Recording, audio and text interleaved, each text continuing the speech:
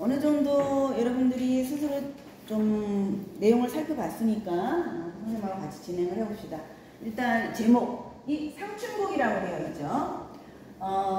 상은 감상한다는 그 상자예요. 춘이라고 하는 건 봄이죠. 그래서 봄 감상 노래다.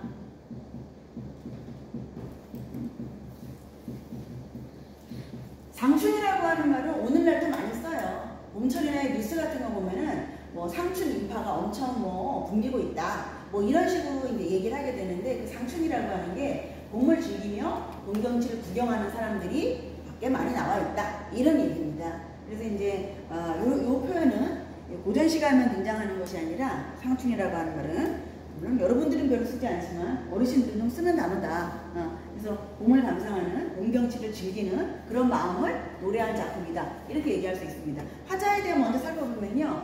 화자가 누구? 나가 등장하고 있죠. 이 내 생애, 생애를 여기서 생활이라고 하는 의미로 읽으면 되는데 이제 평생 뭐 이런 뜻보다는 나라고 하는 인물이 딱 등장하고 있어. 그럼 나는 어떤 사람인가? 일단 나는 누군가 다른 사람에게 어디 보자 뒤에 가면은 이봐 이웃들아 이렇게 묻는 부분이 있죠. 부르는 부분이. 그래서 나는 다른 사람에게 말을 건네는 어조를 사용하고 있다는 거 첫 번째 특징. 그 다음에 뒤에 가면 산수 구경 가자꾸나 이렇게 얘기를 해요. 같이 우리 구경하러 가자 이런 얘기를 해. 그러니까 나라고 하는 인물은 뭔가 이제 말을 건네고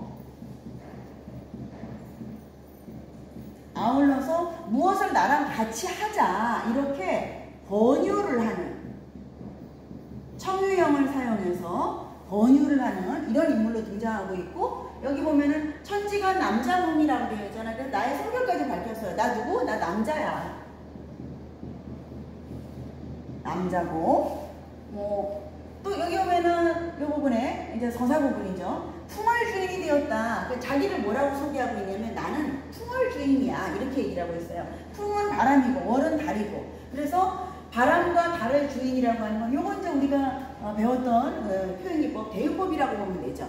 바람과 달만 얘기를 하는 것이 아니라 전체 자연의 주인이다. 내가 이렇게 얘기하고 있으니까.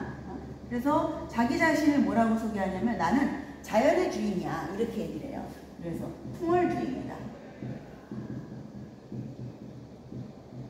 이것이 전부 다 화자에 대한 기본적인 어떤 정보가 되겠다. 반대편에 청자가 등장을 하게 됩니다. 청자를 여기는 일단 뭐라고 하냐면 홍진에 묻힌 분네 사람들아. 그래서 청자가 홍진에 묻힌 분들하고 불러요. 사람들아 내 생활하는 모습이 어떠냐 이렇게 물어보고 있죠. 그래서 여기 청자가 등장하고 있어. 이 표현이 뒤에 가서 어디 나오냐면 우리 본사 중간에 보면은 본사에 이봐 니웃드라라고 하는 표현이 있죠. 그러면서 산수 구경을 가자고 해요. 홍진이 뭐냐면 밑에 낱말뜻도 나와 있지만 붉은 먼지라는 뜻이거든요. 붉은 먼지가 자욱한 게 이 혼탁한 속세야. 그래서 속세에 묻혀 사는 사람들아. 청자는 누구냐면 속세에 묻혀 사는 사람들이야. 자연을 몰라. 그러니까 너네 왜 이렇게 자연을 모르니 나랑 자연 구경을 가자. 이래서 이봐 니웃들아 산수 구경 가자꾸나 이렇게 말을 건네게 되거든요. 그래서 뭐 속세에 묻혀 사는 사람들 자연을 모르고 살아가는 그래서 내가 산수 구경을 권유하는 이런 대상이 바로 청자다. 나의 이웃들이다 라고 얘기를 하고 있어요. 자 시적 상황을 봅시다. 시적 상황은 여기 오면 다른 사람들은 속세에 묻혀 있는데 나는 어디 있어요? 나는 산림에 살고 있다라고 얘기를 하죠. 나는 어디 살아? 산림에 묻혀 있어. 다른 사람들은 속세에 묻혀 있는데 그래서 요렇게 서로 대비시키고 있죠. 서로의 처지를. 산림이라고 하는 건 산과 숲이라고 하는 뜻인데 그것만 얘기하는 것이 아니라 전체 자연을 얘기하는 거겠지. 그래서 화자가 나는 자연에 묻혀 살고 있다. 그러면 화자가 놓여있는 시적 상황은 화자는 자연에 은거하고 있다. 자연에 묻혀 살고 있다. 이렇게 얘기할 수가 있겠고요. 그런 자신의 삶을 이야기하고 있는 노래를 뭐라고 하냐면 자연에 은둔하고 있잖아. 그 은둔과 비슷한 말이 은일이라고 하는 말이 있어요. 그래서 이러한 작품들을 자연에 은둔하면서 속세를 멀리하고 속세로부터 벗어난 삶을 노래하고 있는 이러한 가사 작품들을 은일 가사다 이렇게 표현하기도 하고요. 그 다음에 자연 속에서 한가롭게 지내는 정서를 노래한 작품이다. 그 자연을 우리가 이것도 대유법인데 강호라고 보통 표현을 많이 하거든요. 강과 호수라는 뜻이야. 근데 강과 코스만 가리키는 것이 아니라 전체 자연을 의미하는 거잖아. 이 표현 자체가 대입법이죠. 그래서 강호에서 자연 속에서 한가롭게 지내는 정서가 한정이야. 그것을 노래하는 이런 작품들을 강호한정가라고 얘기를 해요. 그래서 화자는 시적 상황, 자연에 근거하고 있다. 이 작품은 은일가사이고 강호한정가다. 이렇게 얘기할 수가 있습니다. 이 자연 속에서의 삶을 노래하는 것들을 당시 선비들의 하나의 경향이었어. 일종의 트렌드. 이런 게 진짜 멋진 삶이다라고 생각하는 게 있었어요. 그런 트렌드를 우리가 뭐라고 얘기를 하냐면 자연을 우리가 강호라고 얘기를 했잖아. 강호에서의 삶을 노래하는 노래, 그 다음에 이 도라고 하는 게 그런 경향을 얘기를 해요. 그래서 당시의 이런 자연 속에서의 삶을 노래하는 것이 이 작품만이 아니라 일정한 하나의 경향, 문학적인 이런 유파, 어떤 이런 트렌드를 형성하고 있었기 때문에 그런 것을 우리가 강호가도라고 얘기를 하고요. 지금 우리가 보는 이 정국인의 상춘곡이라고 하는 작품이 바로 이런 흐름의 그런 경향의 첫 번째 시작 지점이다. 이렇게 얘기를 합니다. 정국인의 상춘곡이 시작이고 시작. 대표적인 작품이 뭐가 있냐면 거기서부터 송순이라고 하는 인물이 있어요. 이 송순이 면왕정은 정자의 이름이야. 자신의 정자야. 그 정자 주변의 경치가 또 너무 아름다워서 나 자연 속에서 정자 지어놓고 이렇게 즐겁게 살고 있어 라고 하는 내용을 보여주고 있는 게 면왕정가야. 송순의 면왕정가라고 하는 작품이 있고 그 다음에 이걸 이어서 대표적인 작가죠. 이 조선시대 정철의 그 성산별곡이라는 작품이 있어요.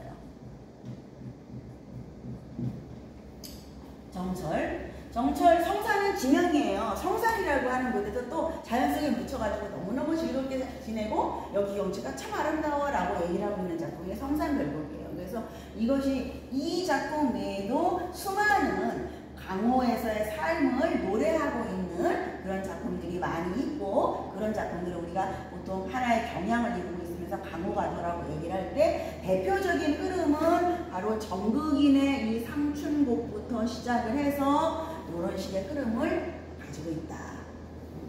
나중에 여러분들이 한 번씩 접해보게 되지 않을까라고 생각을 합니다. 자, 또 한 가지의 특징을 강호가도에 대해서 얘기를 하면 자연 속에서의 삶을 노래한다고 해서 속세로부터 완전히 벗어나는 것은 아니에요. 왜냐하면 봉건사회에서 이 속세라고 하는 건 임금을 중심으로 하는 그런 엄격한 어떤 그 질서를 가지고 있는 이런 사회죠. 대부분은 거기 나가서 벼슬하고 살다가 은퇴하고 돌아와가지고 자연 속에서의 삶을 노래하고 있는 거거든. 자연 속에서 살고 있어도 그래 나는 임금한테 충성하는 기본적인 신하지 이런 의식을 늘 가지고 있는 거거든요. 그래서 꼭 들어가는 말이 임금님 은혜에 감사합니다. 내가 혼자 내려와가지고 거기서 은퇴해서 살고 있는데도 이 모든 것들이 다 임금님 은혜로 인해서 이 평화로운 내가 어떤 한 세상을 누릴 수가 있는 거야 라는 얘기가 꼭 나오게 돼요. 그래서 그 임금님 은혜라고 하는 거는 이제 군은이라고 하는데 이 표현이 반드시 등장을 하게 되거든요. 근데 이 정극인의 상춘곡만 이것이 없다는 특징을 가지고 있다라고 얘기를 합니다. 왜 여기서는 우리가 끝까지 다 읽었지만 정말 자연 속에서 사는 삶이 즐겁다라는 얘기만 하지 이 모든 것들이 임금님 은혜 덕분이야 라고 하는 얘기는 한마디도 안 나오거든. 왜 그럴까라고 생각해보면 이게 정극인이 당시가 세조 때래. 세조가 왕위를 찬탈하고 나가지고 거기에 이제 거부감을 가지면서 벼슬을 그만두고 내려와가지고 이제 은퇴를 해서 이렇게 자연에 묻혀 살면서 이 작품이 나왔다고 얘기를 합니다. 그러니까 거기서는 이제 세조를 염두에 뒀을 때 임금님 은혜라는 말은 나올 수가 없는 상황인 거지. 그래서 안 나왔다라고 얘기합니다. 자, 이렇게 하면 작품의 배경을 대충 우리가 살펴봤고 구체적으로 아까 시적 상황 얘기하다 여기까지 온 거잖아. 그러면 시적 상황 시간적 배경과 공간적 배경으로 나눠서 본다면 시간적 배경은 언제? 여기 보면은 엊그제 겨울 지나 새봄이 돌아오니 그래서 지금부터 새봄에 대한 얘기를 하죠. 그래서 새봄이 시간적 배경이다. 공간적 배경은 어디냐면 이 사람이 자연 속에 뭐라고 있냐면 조그만 초가 상가를 지어놨어요. 그래서 여기 보면 수간모글이라고 하는 표현이 나와요. 몇 칸 안 되는 조그만 초가지. 이게 자기가 있는 곳이거든요. 자연 속에서. 그래서 내용이 여기 있다가 뒤에 보면은 살인문이 이렇게 밖으로 나가는 장면이 나오죠. 그리고 밖에 나가서 뭐 정자에도 가고 뭐 시냇가에도 가고 뒤에 가면 뭐 산봉우리에 올라가서 구름 속에 앉아있는 이런 장면도 나오죠. 장소 하나로 국한되지 않고 자연이라고 하는 이 공간적 배경은 굉장히 넓잖아. 구체적으로는 그 안에서 이동을 해서 다녀요. 화자가 이동하는 출발 지점이 어디냐면 바로 자기가 머무르고 있는 초가 상간의 출발 지점이야. 그래서 이 작품은 전체적으로 내용이 공간의 이동을 따라가며 전개되고 있다. 시상의 전개 과정이 공간 이동, 그리고 그 공간 이동의 출발 지점이 바로 수간모원이다. 출발점. 자, 그럼 공간적 배경은 한 군데가 아니라 이동하고 있으며, 그리고 밖으로 나간다는 건 뭐야? 집은 좁잖아. 조그만 초가집. 점점 더 넓은 공간으로 나가게 되는 것이죠. 공간 이동의 출발점이고, 여기로부터 시작을 해서 공간을 이동하는데 점점 더 넓은 공간으로 확장하며 이동하는 특징을 가지고 있어요. 좁은 공간에서 넓은 공간. 이렇게 하면 작품의 가장 중요한 특징들, 시상의 전개 과정이라든가 화자, 청자, 그리고 어떤 시적 상황, 배경 이런 것들까지 다 된 것 같아요. 그럼 구체적으로 이제 작품 내부로 들어가 보면 되잖아. 한 장면 한 장면들을. 요걸 다 지워드릴까? 다 지우도록 하겠습니다.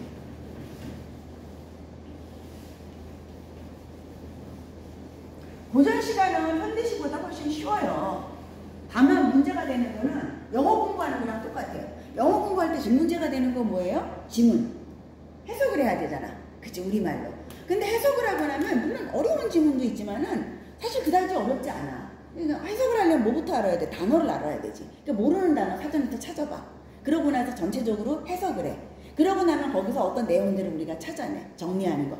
거기서 찾아내서 정리하는 내용들은 국어에 비해서는 굉장히 간단하다는 거예요. 똑같아요, 고전시가가. 일단 어디서 막혀? 단어에서 막혀. 단어의 낱말 뜻은 보통 우리가 모의고사 같은 거 보면요, 대충 현대어가 어느 정도 풀어줘. 조금 의미를 이해할 수 있게. 그리고 살짝 낯설고 어려운 단어가 나오면 그거는 이렇게 낱말 뜻을 달아줘.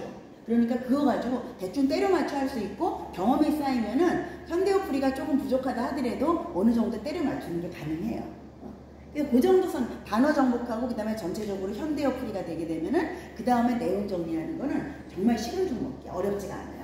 자, 전체적인 내용은 크게 세 부분으로 나갑니다. 서사, 본사, 결사. 대부분 우리나라 시가들은 각 처음, 중간, 끝 이렇게 세 부분으로 나눌 수가 있고요. 그 세 부분을 우리는 어떻게 부르냐면 서사, 본사, 결사. 보통 이렇게 부르게 됩니다. 그럼 서사 부분 간단하게 보면은 일단 처음에 얘기한 거니까 속세에 묻혀 사는 사람들아, 여러분 빈칸 채우라고 한 부분 답이 맞나 확인을 하면서, 속세에 묻혀 살아가는 분들아, 이내 생애는 보통 여기 생활이라고 얘기를 하고 있는데, 우리가 오늘날은 생애 그럼 평생 얘기하잖아. 대개 고전시가에서는 생애는 생활이라는 뜻으로 풀이를 해주면 됩니다. 기억을 해두면 좋겠어요. 생활이 어떠한가? 옛날 사람의 풍류라고 하는 건 운치 있는 생활이야. 그래서 옛사람의 운치 있는 생활에 미칠까 못 미칠까, 도달할 것이냐 도달하지 못할 것이다. 내가 사는 나의 생활 수준이, 내가 생활하는 이 모습이 그 정도만큼 풍요를 누리고 있느냐, 누리고 있느냐, 이런 표현이 되겠죠. 그래서 여기서 나타나고 있는 게 뭐냐면, 옛날 사람이 이제 조상이잖아? 풍요 좀 누려봤다고 하는 우리 조상들. 이런 분들하고 자기를 비교하면서 자신의 이 삶에 대한 자부심을 자뻑이지. 은근히 드러내주고 있다. 나 좀 괜찮게 살고 있지 않아? 속세 사람들 어때 내 모습? 이렇게 얘기를 하고 있습니다. 그 다음으로 가면 천지는 이 세상을 가리키는 것이고요. 남자몸이, 남자로 태어난 몸이, 나와 같은 사람이 여기 하다라는 표현이 나오죠. 하건만은, 하다라고 하는 거는 많다는 뜻이에요. 그래서 사람이 많지만, 많건만은, 나와 같은 사람이 많지만, 원래 표현을 그대로 좀 살려준다면, 너무 현대어스러우면은 많건만은, 이 정도 하면은 조금 원래 표현을 그대로 받아주는 거야. 볼 수가 있겠죠? 살림은 아까 말했듯이 자연이야. 자연 속에 묻혀 있어 지극한 즐거움을, 자연에서 살아가는 이 지락이라고 하는 거는 지극한 즐거움이라는 건데, 자연 속에서 살아가는 지극한 즐거움이 되겠죠. 그래서 요 말은 이제 여기다 덧붙여가지고 의미를 선생님이 이해하기 쉽게 얘기한 거고, 지극한 즐거움을 모르는 것인가, 모른다는 말입니다. 내가 살림에 묻혀있어 이렇게 지극한 즐거움을 누리고 있는데 당신들은 왜 이걸 모른단 말인가. 그래서 남자로 태어나서 나만한 사람이 뭐 내가 대단한 사람은 아니고, 나만한 사람 꽤 있는데, 근데 다른 남자들하고 내가 다른 게 뭐냐면, 다른 사람들은 옛날 사대보다 남자니까 여자는 천재놨으니까 다른 사람들은 이런 즐거움을 몰라. 자연을 붙이 사는.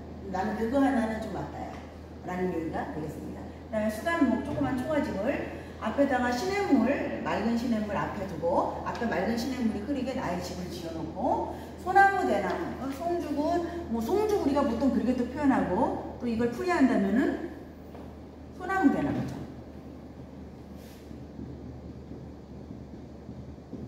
소나무 대나무, 숲이 울창한 곳에 풍월 주인이 아까 말했지만 대유법이라고 했죠. 이 살림이라든가 풍월이라든가 이런 건 전부 대유법, 자연을 의미하는 것입니다. 그래서 자기는 자연의 주인이 되었다라고 표현하고 있습니다. 이게 서사구분입니다. 그 다음에 뭐 되어셔라, 되었구나 이런 것들은 다 뭐야? 영탄법. 그래서 고전시가에서는 특별한 표현 기법이 여러 가지 많이 나오지 않고 반복적으로 좀 많이 등장하는 게 있어요. 지금 우리가 많이 본 거 대유법 많이 봤잖아. 그 다음에 영탄법도 또 되게 많이 등장을 해요. 어미가 영탄으로 감탄의 의미를 가지고 있는 어미로 끝나는 경우가 되게 많습니다. 자, 다음에 본사부분으로 가보도록 하죠.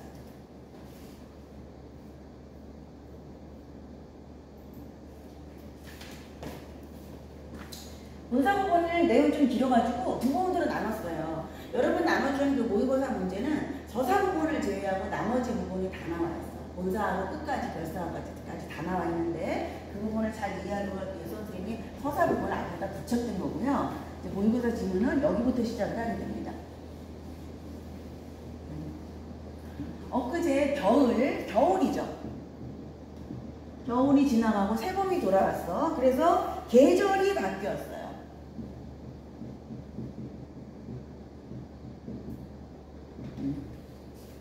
자, 그리고 나와 있는 나머지 두 가지 요 표현이 두 줄에 걸쳐가지고 그 새봄이 돌아온 계절 경치, 새봄의 경치를 묘사해주고 있어요. 계절이 바뀌어서 어떤 풍경이 펼쳐지게 되었냐면 도화행화.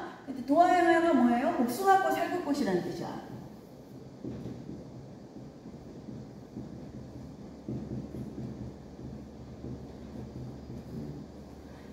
요새는 좀 덜 부르는데 나의 살던 고향이라고 이게 애들 이게 많이 부르던 그 노래 있어요. 또 거기 보면 복숭아꽃, 살구꽃, 아기 진달래 하면서 고향의 풍경을 묘사하는 어떤 그런 장면에 세 가지 꽃을 얘기를 해요. 이게 뭐냐면 옛날 시골에 가면 가장 흔하게 많이 볼 수 있는 우리나라 전통적인 고향을 보여주는 시골 풍경을 보여주는 이런 종류였다는 거예요. 그래서 우리가 여기 보면 여기 진달래 나오죠. 그 다음에 복숭아꽃, 살구꽃 나오죠. 그러니까 보통 제일 많이 나와요. 그러니까 이 정도 단어는 우리가 기억을 하고 있는 게 좋겠어.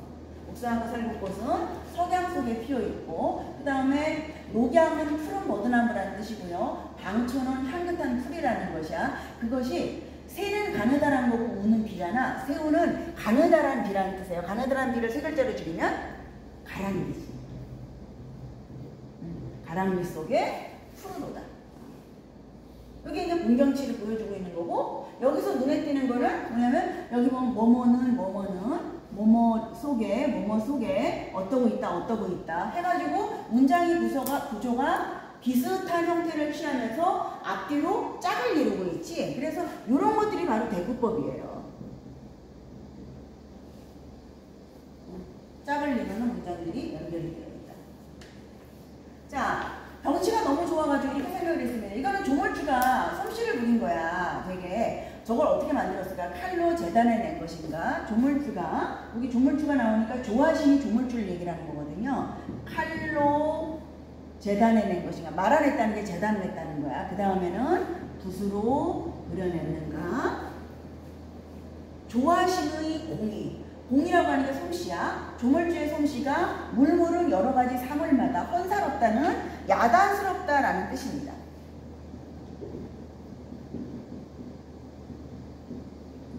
조물주의 솜씨가 대단하구나.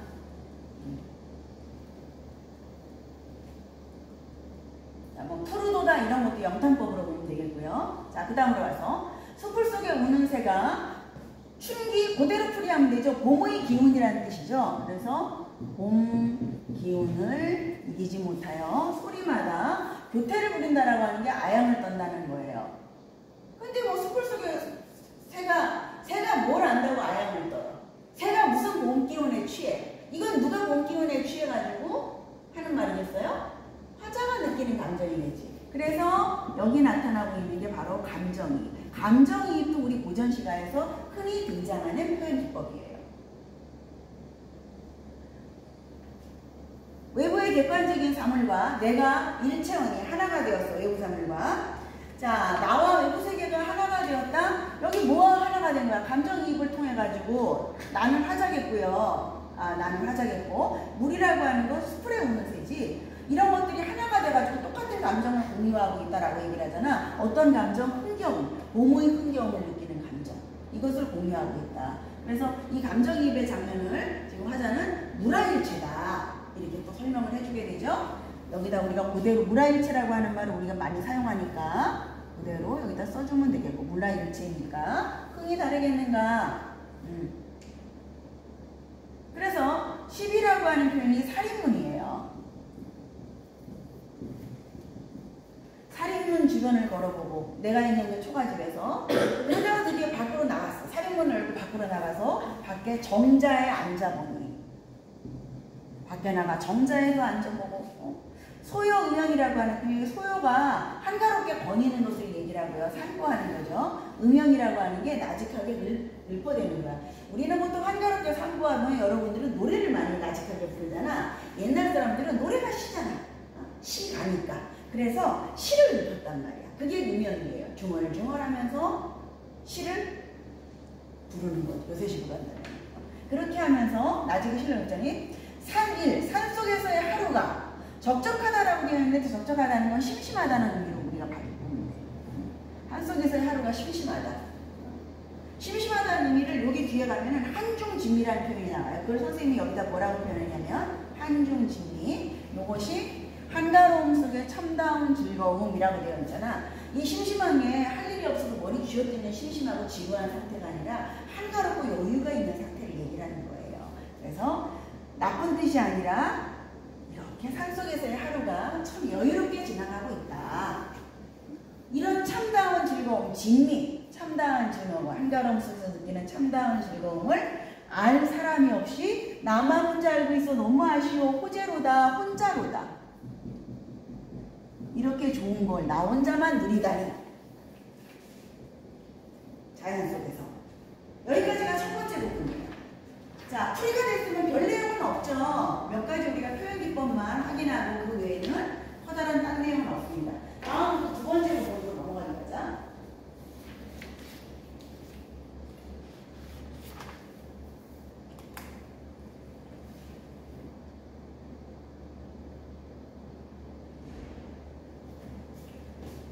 자, 또 지우겠습니다.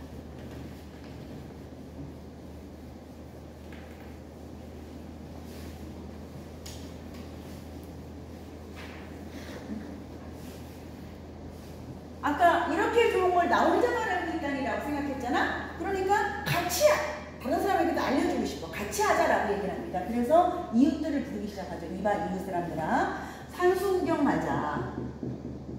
산수도 마찬가지로 산과 물이라는 뜻이지만 자연 구경 가자라는 의미로 우리가 대유법으로 읽으면 되겠지. 답청은 오늘 하고 욕기는 내일 하세. 답청은 풀을 밟으면서 산책을 하는 거예요. 그래서 여기다 답청, 욕기, 이 용어를 사용을 했는데 답청은 다른 말로 하면 풀 밟으며 산책.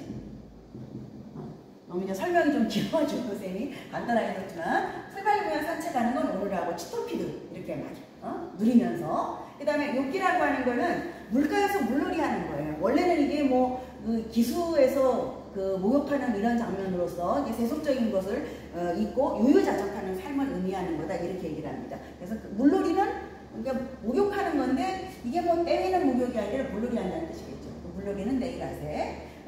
자, 요 표현도 보면은 뭐뭐란 그 다음에 언제 하고 하세 이렇게 전체적으로 문장이 유사한 구조를 가지고 있는 내용이 앞뒤로 짝을 이루고 있죠. 내일 아니에요.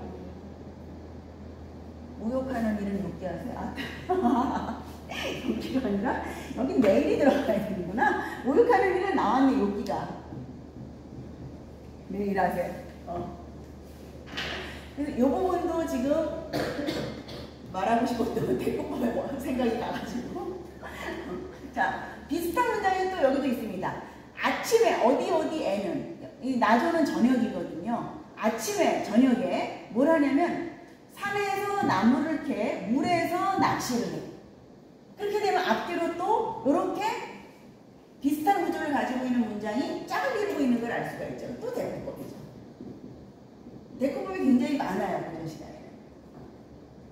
자, 저쪽에다 정리를 하면은 언제 아침에는 산에 가서 나무를 캐고, 저녁에는 조수라고 하는 말이 원래 조수어 물에서 물고기를 낚는다. 자기라고 하는 조라고 하는 게 낚는다라는 뜻인데 물고기를 낚는다. 이 조수어의 줄말이라고 얘기를 하고, 그다음에 경산조수라고 하는 말이 있어요. 그래서 이제 산에서 밭을 갈고 그다음에 물에서는 물고기를 낚시를 한다 이런 뜻이에요. 조수가 낚시를 한다는 거야. 저녁에는 물고기를 잡고 낚시를 하세요. 자, 아까 산수 구경 과정을 했으니까 이제 이 과정은 전부 다 산수 구경을 하면서 경험하는 것들에 대해서 이게 자신의 삶을 쓰고 있다. 우리가 이 정도로 읽으면 되겠고요. 그리고 앞에 풍류가 옛사람에 미친다라는 얘기를 했는데 옛날 사람들의 풍류, 운치 있는 삶에 빠지지 않는 게 술이에요. 술 좀 마셔주고 약간 흥취가 고조돼야 더 즐거움을 느끼는. 그래서 이제 익은 술을 거르는 도구를 이게 칡두건이라고 하는 건데, 그래서 이제 칡두건으로 대충 술을 걸러가지고 받쳐놓고, 그 다음에 꽃나무 가지를 꺾어서, 이건 꽃나무죠, 이거는. 가지를 꺾어 잔의 술을 헤아리며 먹으리라. 이게 술을 막 먹다 보면 굉장히 술을 많이 먹게 되잖아. 그래서 내가 도대체 술을 얼마나 먹었나 잊어버리게 되거든요. 그래서 몇 잔 먹었나? 술 먹다 보면 정신이 없으니까 잊어버리겠지. 그래서 이게 이제 해서는 안 될 자연 훼손인데 꽃나무의 가지를 꺾어서 한 잔, 두 잔. 나중에 막 12잔 먹었단 말인가? 너무 많이 먹었어. 이제 그만 참아야 되겠고. 절제해야지. 이렇게 자신이 술 먹은 양을 가늠하기 위해서 꽃나무 가지를 꺾었대요. 그냥 해서는 안 될 일입니다. 어쨌든 간에 이렇게 하면서 먹습니다. 화창한 봄바람이 문득 불어 푸른 시냇물을, 녹수가 푸른 시냇물을 건너오니 맑은 향은, 청향이라고 하는 게 맑은 향기죠. 맑은 향기는 잔은 아마 술잔이겠죠. 지금 술 먹는 장면이니까. 술잔에 가득하고, 그 다음에 낙홍이라는 표현이 낙은 떨어진다는 거 혹은 붉은 거라는 거야. 떨어지는 붉은색을 얘기를 하는데 이게 붉은 꽃잎을 가리키는 표현이에요. 그래서 낙홍은 어디? 옷에 떨어진다. 옷이 등장을 하고 있지.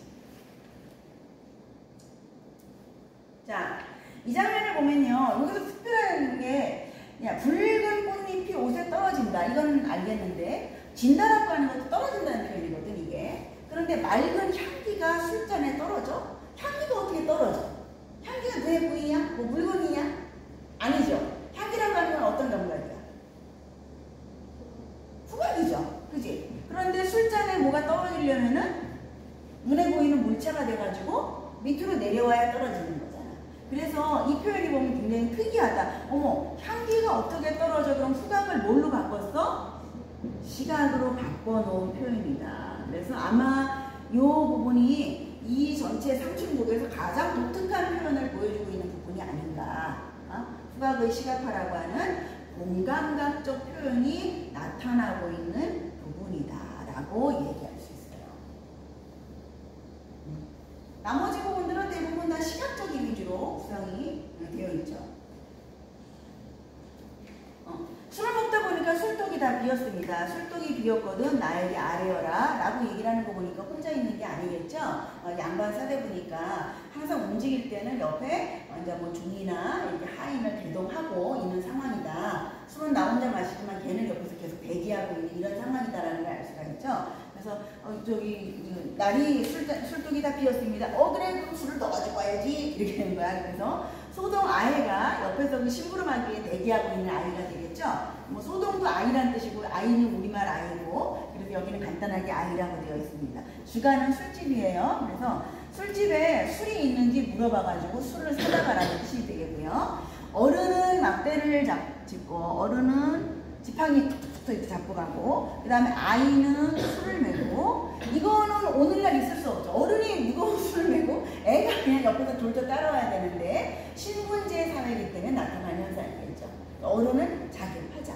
양반 사대부는 자기는 에헤하고 그냥 가고 옆에 심부름하는 아이는 술통이를 낑낑거리고 메고 이렇게 하면서 이동을 했습니다. 그래서 미음이라고 하는 게 나지막한 소리로 천천히 흥얼거리는 거까지 되겠고 완보라고 하는 것이 산포하듯이 천천히 걷는 거예요. 그러면 앞에 이것과 비슷한 표현이 하나 뭐 있었지? 뭐가 있었어? 천천히 걸어다니면서 뭔가 시를 나직하게 읊조리는 소여음역이라고 하는 표현이 있었죠. 두 개는 같은 말이에요. 의미상. 단어 말은 다르지만 의미는 같은 표현이다. 천천히 걸어서 나직하게 시를 읊조리면서 시냇가에 혼자 앉았습니다. 자, 지금까지 이동한 경로들을 쭉 보기로 하자. 초가성관에서 출발을 했죠. 사림문 지났죠. 그 다음에 정자에 올라갔죠. 그리고 나서 술 먹고 있다가서는 시냇가에 앉았습니다. 혼자 앉았다는 것도 걔는 옆에서 대기하고 있겠죠. 아이는 이렇게 앉아서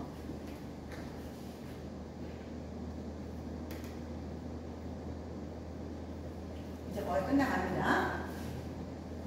또 지우고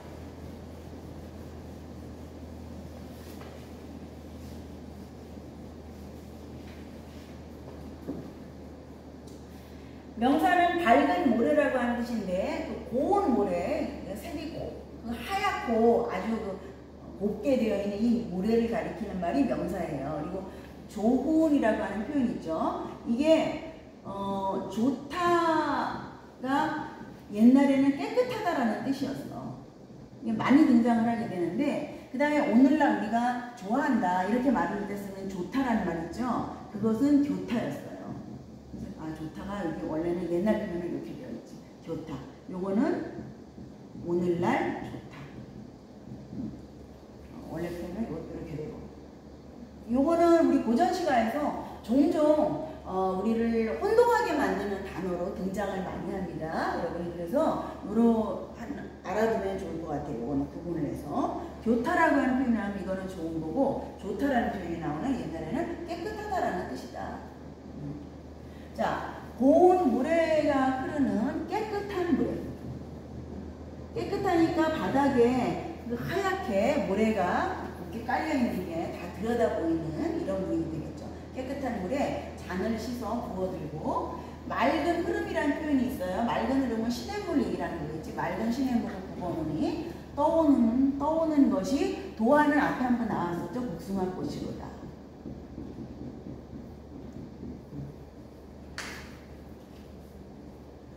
앞에 우리가 갈건으로 술을 거른다라는 표현이 나오는데 이게 이제 도연명의 시에 보면은 갈건 녹주 가지고 술을 식두건을 가지고 이게 이제 임시변독으로 술을 거르는 거야. 그러니까 술을 막 먹으려고 막 복잡하게 거르는 도구나 용기 같은 거 동원하지 않고 그냥 두건으로 술을 걸러서 마신다라는 표현이 나오거든요. 도연명의 시에. 거기서 이제 그 구절을 따온 건데 여기도 보면은 이 복숭아꽃이 나오니까 무릉도원이 가깝다라는 표현 있잖아. 복숭아꽃과 무릉도원에 대한 얘기도 역시 도연명의 그 글에 나와 있어요. 도연명의 글에 보면은 복숭아꽃이 떠오르는 그런 물이 있어서 그 상류를 이렇게 거슬러서 올라가다 보니까 거기 아주 새로운 보지 못했던 신세계가 펼쳐져 있었더라. 그것이 바로 어떤 무릉도원, 그러니까 동양은 이상향이라고 볼 수 있죠. 그런 멋진 세계가 있었다. 뭐 이런 글이 도연명이 쓴 글 안에 나오는 내용이에요. 그래서 전부 다 이제 거기서 내용들을 인용한 거다라고 우리가 이해를 하면 되겠고,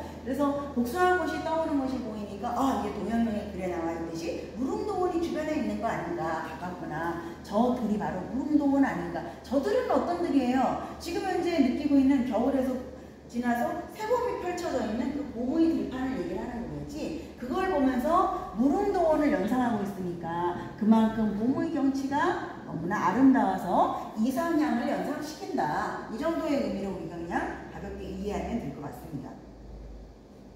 자, 그 다음에 소나무 사이에 가느다란 길이 있어. 그래서 가느다란 길은 오솔길이지 거기에 두견화라는 표현이 나오죠. 이 두견화가 진달래꽃이야, 드디어.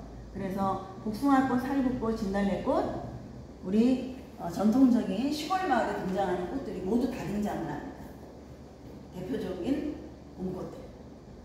그리고 산봉우리에 올라갑니다. 봉우리, 산봉우리에 급히 올라가. 자, 우리가 공간의 이동 과정을 아까 봤는데 산수 구경 가자고 하면서 술 먹고 시내가에 갔다가 그 다음에 산봉우리에 올라가는 거, 여기 더 이상은 이동하지 않는 게 마지막 장면이고요. 그래서 구름 속에 앉아보니 밑에 수많은 마을이 펼쳐져 있는 것이 한눈에 내려다 보입니다. 전망이 좋아. 그래서 천촌말락이, 수많은 촌락이 여기저기 펼쳐져 있네. 그리고 주변에 연화일이라고 하는 표현도 고전 시가에 매우 많이 등장하는 표현입니다. 밑에 낱말뜻이 요거는 밑에 나와요. 여러분들이 기억을 했으면 좋겠어. 안개와 연은 안개야. 연기연자예요. 안개와 그 다음에 하는 노을이야. 노을과 일휘라고 하는 거는 빛나는 햇살이야. 안개와 노을과 빛나는 햇살이 금수는 요 금자는 비단을 의미하고요. 수라고 하는 건 수를 놓았다는 거야. 수를 놓은 그래서 아름다운 비단을 재폈다는 건 펼쳤다는 거야. 펼쳐놓은 것 같구나. 수놓은 비단을 펼쳐놓은 것처럼 그렇게 아름답구나. 엊그제 검었던 들판이 엊그제는 엊그제지. 봄빛이 넘치는구나. 지금은 검지 않고요. 온갖 꽃과 새싹이 돋아나면서 총천연색이 되었어. 봄빛이 넘치는구나. 자, 여기까지 하면은 아름다운 풍경치에 대한 얘기는 끝나게 되고 마지막에 나와 있는 건 자신의 삶을 돌아보는 하자의 삶에 대한 생각입니다.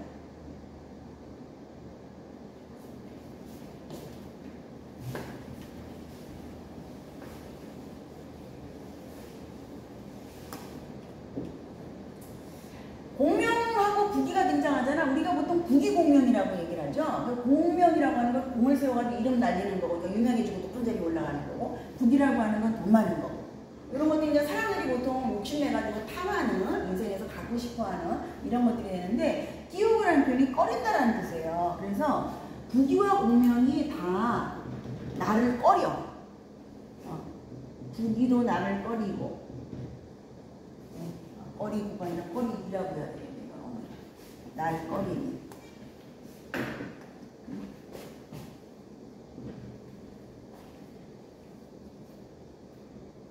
나한테 오지 않는다는 거예요. 즉 나는 부귀와 공명을 누리지 못하고 있다라는 상황을 얘기를 하고 있는데, 부귀와 공명이 뭐 발이 달려가지고 나한테 오고 가고 이렇게 움직이는 건 아니잖아. 그러니까 사실은 뭐예요? 누가? 내가 부귀와 공명을 꺼리는 거지. 그래서 여기 보면은 부귀와 공명이 지금 주체가 되어가지고 이 주체의 행위가 나라고 하는 객체를, 화자를 꺼린다라고 하는 행위를 하는 것을 행위의 주체로 등장을 하고 있는데, 실제로는 내가 사실은 꺼린다라고 하는 행위를 하는 주체인 거지. 그 꺼리는 대상이 객체가 부귀와 공명인 거죠. 그러면 이 표현은 뭐냐면, 이 표현을 우리가 뭐라고 하냐면 주체하고 객체를 거꾸로 바꿔서 표현했구나.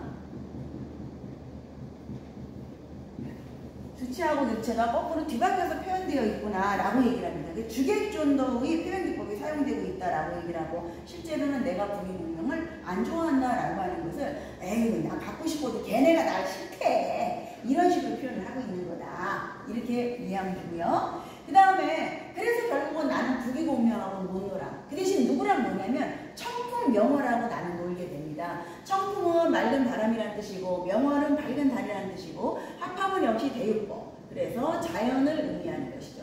아름다운 자연 외에 어떤 것이 있겠는가? 난 딴 친구 없어. 아름다운 자연만 내 친구야. 자연과 버타며 사는 이런 마음을 얘기하고 있는데, 어떤 것이 있겠는가? 의문형으로 물어보고 있잖아. 다른 것은 없다라는 뜻이죠. 그래서 서리법이 사용되고 있는 걸 알 수가 있고, 자연을 아까 아까 대유법 얘기를 했는데 자연을 내 친구라고 얘기를 했어. 사람처럼. 그럼 이건 또 뭐야? 의인법이 사용되고 있고. 그래서 뭐 한 줄에 뭐 한 3가지 정도 이렇게 다양한 표현기법이 사용되고 있고. 근데 뭐 고전 시가에서는 나올 만한 표현기법은 다 나온 것 같아. 지금 여기 등장하고 있는 것 외에 더 이상 다른 복잡한 표현기법은 없다고 생각할 수 있어요. 그 다음에 나오는 게 단표 누앙입니다. 단표 누앙도 아까 뭐 연화일이라든가 선생님이 많이 등장하는 단어들이다 이렇게 표현했는데 굉장히 많이 등장하니까 우리가 또 요거 하나 더 기억을 해놓는 게 좋을 것 같습니다. 단표 누앙도 그래서 밑에다가 선생님이 낱말 뜻을 했어요. 누앙이라고 하는 거는 주거지를 얘기해. 누추한 거리라는 뜻이에요. 누추한 거. 그 다음에 단표라고 하는 거는 이게 이제 한 그릇의 밥과 표주밥 하나에 그러니까 밥 한 공기 물 한 잔 이 정도의 표현입니다. 단표라고 하는 게 표는 표주만이고 단은 꽃단자 한 개 얘기라는 것이고 그래서 도시락 하나 그다음에 표주밥 하나에 담겨있는 물 이 정도의 이제 소박한 식사를 얘기하는 거야. 그래서 누추한 곳에서 가난한 생활을 하는 거 이거 뭐 가난한 우리가 다른 말로 청빈한 삶이라고 얘기를 하죠. 이것을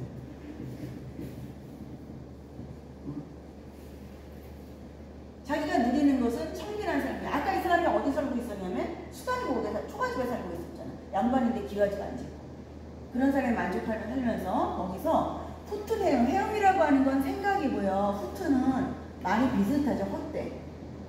헛된 생각 아니하네. 잡생각은 안 하겠다. 그 헛된 생각이 뭐냐면 앞에 내가 부귀공명 안 좋아한다고 그랬잖아. 이런 것에 대한 욕심. 딴 욕심 없이 청빈하고 이런 자연 친화적인 삶이 나한테는 최고다. 아모타 이거는 뭐 아무튼 해가지고 상투적으로 들어가는 이런 걸 우리가 뭐라 그랬어요? 전에 배웠던 거 투시어라고 하는 표현 기억나죠? 상투적으로 많이 등장하는 그런 단어다. 시조나 그리고 가사나 많이 등장을 합니다. 아무튼 백년 행락이 백년은 한평생을 얘기를 하는 것이고요. 행락이라고 하는 건 즐겁게 사는 삶을 얘기를 하는 거야. 한평생 즐겁게 지내는 길이 이만한들 어떠하리? 라고 하는 의문형은 역시 또 서리법 이만하면 충분히 만족스럽다 라는 얘기가 되겠죠. 뭐 전체적으로 내용 정리 현대어풀이에 지장이 없으면은 나머지는 보기가 어렵지 않습니다. 그럼 여러분 아까 나왔던 것 중에 특징이라고 맨 앞에 8페이지 특징에서 선생님이 몇 가지 나온 내용들이 있어요. 그거 간단하게 언급하고 이미 다 언급한 거니까 이제 정리를 한다면 대립적 시어 활용이라고 하는 게 뭐예요? 살림하고 그 다음에 상대방 이 사람들은 다른 사람들은 홍진에 묻힌 분들 그래서 살림이라고 하는 건 자연이고요. 홍진이라고 하는 게 속세를 얘기를 하는 거죠. 속세. 자, 요렇게 대비시키고 있죠. 살림 속에 묻혀있는 나하고 속세에서 살아가고 있는 다른 사람들하고 살림 쪽으로 들어가는 단어들이 아까 풍월주의, 그러니까 뭐 연화일이, 뭐 청풍명월, 뭐 산수 이런 것들이 전부 다 살림 쪽 단어들이라면 속세랑 연관된 단어가 뭐가 있을까? 홍진 말고 속세 사람들은 욕심을 가지고 살아가잖아. 그 욕심이 뭐야? 부귀와 공명이지. 부귀공명 이것이 바로 속세의 그 티끌 먼지들이다라고 얘기할 수 있겠지. 이렇게 서로 대비시키고 있는 대립적 시어를 기본적인 구도로 활용하고 있다. 그 다음에 고사랑 관련된 표현은 아까 뭐 욕기라고 하는 이런 표현도 기수에서 목욕 같은 공자의 이야기하고 관련이 있고요. 또 단표, 누강 이런 것도 역시 중국의 고사성어랑 관련이 있는 단어들이에요. 이런 것들이 많이 나오고 대유법은 워낙 많이 나왔죠. 뭐 자연과 관련된 표현들은 전부 다 대유법이었어. 뭐 살림, 뭐 풍월주인, 뭐 일단 풍월, 뭐 청풍명월 이런 거 다 그랬고 대꼬법도 앞에 굉장히 많이 나왔어요. 중간중간 얘기했으니까 도화의 말부터 비롯해가지고 의인법은 아까 요 청풍명월을 내 벗이라고 하는 거 이런 부분은 의인법. 그리고 그 외에 상중직유, 서리법도 의문형으로 뭐 있사올법, 어찌하리 이런 거 다 서리법 많이 나왔었고 직유법은 아까 뭐가 있었어? 금수를 펼쳐놓은 듯 연화일이는 금수를 펼쳐놓은 듯하다. 이게 직유법이지. 그 다음에 상징이라고 하는 거는 가령 육기라든가 하는 게 단순하게 물놀이 하는 걸 의미하는 것이 아니라 유유자적하는 한가로운 욕심 없는 삶을 상징한다. 뭐 이런 것들. 과장은 사실 뭐 전체적으로 자연 속에서 느끼는 장면들을 특정한 하나의 표현만이 아니라 굉장히 과장하고 있다. 어조가. 우리가 그 정도로 이해하면 되겠고, 감정이입은 숲을 속에 우는 새가 봄 기운에 잎에 부리는 장면. 그리고 주객전도의 표현은 복면과 구기가 내리꺼리는 장면. 이렇게 해서 그 뒤에 나와 있는 것들은 이 작품에서 우리가 찾아볼 수 있는 대표적인 표현상의 특징들을 선생님이 종합적으로 이렇게 해놓은 거예요. 이미 설명은 다 됐으니까. 자, 그러면 이제 구체적으로 문제를 풀어보도록 하겠습니다.